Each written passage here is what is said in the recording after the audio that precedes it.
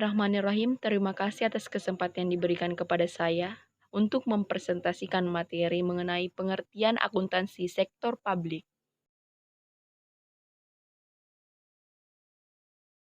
Baiklah, saya akan membahas mengenai pengertian akuntansi sektor publik.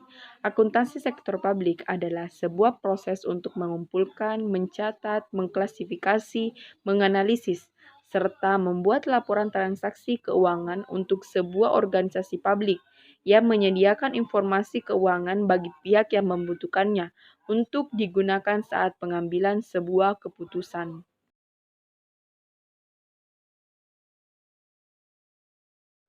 Baiklah, materi selanjutnya mengenai tujuan akuntansi sektor publik. Tujuan akuntansi sektor publik ada dua. Yang pertama, manajemen kontrol. Yang kedua, yaitu accountability.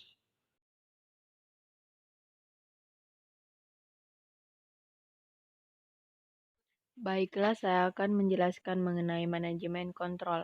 Tujuannya manajemen kontrol yaitu untuk memberikan informasi yang dibutuhkan untuk mengelola suatu organisasi dengan cepat, tepat, efisien, serta ekonomis atas operasi dan penggunaan sumber daya yang dipercayakan atau dianggarkan untuk sebuah organisasi. Baiklah, saya akan lanjut mengenai accountability. Tujuan accountability yaitu ini hampir sama dengan manajemen kontrol, yaitu memberikan informasi yang berguna untuk manajer sektor publik yang digunakan untuk melaporkan pelaksanaan tanggung jawab sumber daya atau bidang atau divisi yang berada di bawah wewenangnya. Selain itu juga untuk melaporkan kegiatan kepala publik atas operasi pemerintah serta penggunaan dana atau anggaran publik.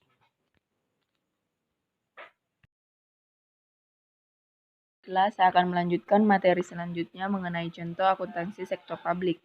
Seorang akuntan di perusahaan BUMN. Perkembangan akuntansi sektor publik di Indonesia. Penerapan akuntansi sektor publik di Indonesia salah satu bentuk penerapan teknik akuntansi sektor publik adalah di organisasi BUMN. Di tahun 1959, pemerintah Orde Lama mulai melakukan kebijakan-kebijakan berupa nasionalisasi perusahaan asing yang ditransformasi menjadi badan usaha milik negara atau biasa disingkat menjadi BUMN.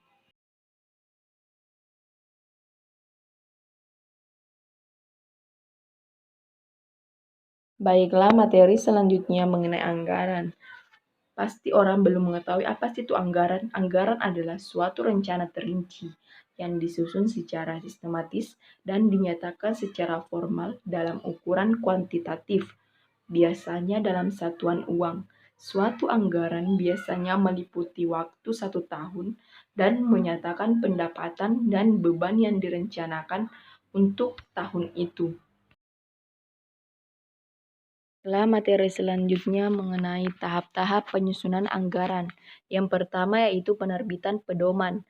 Mengembangkan pedoman yang mengatur penyusunan anggaran untuk disebarkan kepada semua manajer. Pedoman ini dinyatakan secara implisit dalam rencana strategis dan dimodifikasi sesuai dengan perkembangan yang telah terjadi semenjak disetujui. Kedua yaitu usulan awal anggaran. Mengembangkan pemerintahan anggaran didasarkan pada tingkatan yang ada, yang kemudian dimodifikasi sesuai dengan pedoman.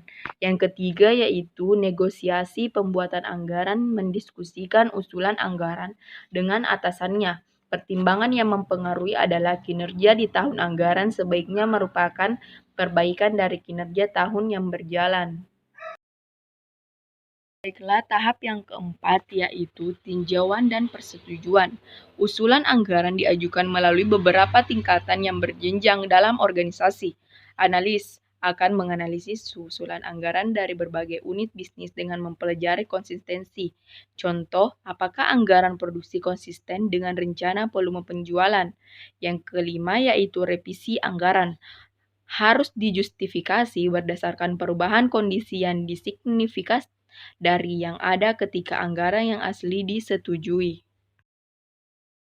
Materi selanjutnya mengenai prosedur penyusunan anggaran. Tahap pertama yaitu 1. Penentuan pedoman anggaran. Kedua, menetapkan rencana besar perusahaan. Yang ketiga, membentuk panitia penyusunan anggaran. Baiklah, materi selanjutnya yaitu tahap kedua, persiapan anggaran. Sebelum membuat anggaran, hendaknya terlebih dahulu membuat ramalan atau forecast. Tahap 3 yaitu penentuan anggaran. Menyesuaikan rencana akhir komponen anggaran, mengkoordinasikan dan menelaah komponen anggaran, pengesahan dan pendistribusian anggaran. Tahap keempat yaitu pelaksanaan anggaran, membuat laporan realisasi anggaran. Materi selanjutnya itu laporan keuangan sektor publik. Bentuk laporan keuangan sektor publik pada dasarnya sama dengan laporan keuangan sektor swasta, tetapi ada penyesuaian sifat dan karakteristik sektor publik yang mengakomodasi kebutuhan pemakai laporan keuangan sektor publik. Selain itu, laporan keuangan sektor publik juga memiliki batasan-batasan berupa pertimbangan non-moneter seperti pertimbangan sosial dan politik yang perlu diperhatikan. Materi selanjutnya mengenai laporan keuangan yang harus dibuat oleh organisasi sektor publik, meliputi laporan keuangan formal seperti laporan surplus atau defisit, laporan realisasi anggaran, laporan laba atau rugi, laporan arus kas, neraca, serta laporan kinerja yang dinyatakan dalam ukuran finansial dan non-finansial.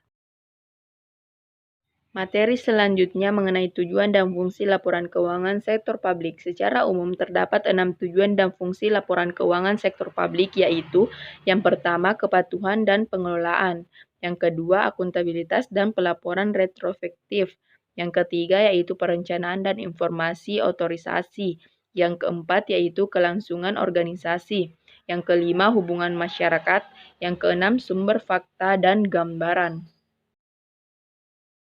Baiklah, itulah tadi materi yang sempat saya presentasikan.